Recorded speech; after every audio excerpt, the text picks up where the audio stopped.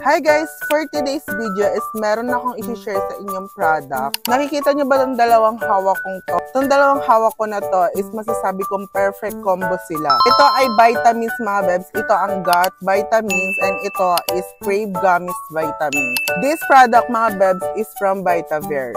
Hilig ko na talaga mag-take ng mga gantong vitamins mga bebs kasi chewable din siya and sobrang sarap pa. Ito ako before mga bebs nung hindi pa ako nagtitake na itong mga vitamins na to. Like, kain lang ako ng kain ng walang control. Stress eating ako mga babe. Habit ko na talaga kumain ng kumain kapag stress ako.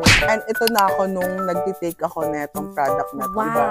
Nawala yung mga pagiging matakaw ko, diba? Sobrang perfect. Sobrang laki ng improvement. Now mga beb, let's talk about their benefits. Itong dalawang vitamins na to is nagbo-boost sila ng metabolism. Nagkaiba lang na itong dalawang vitamins na to, itong variant nila which is yung Crave Gummies. Pag nag-take kayo neto is mawawalan kayo ng gana kumain. Dahil meron tong L-carnitine na nagsosupport ng appetite suppression. Reduce talaga yung mga cravings ninyo.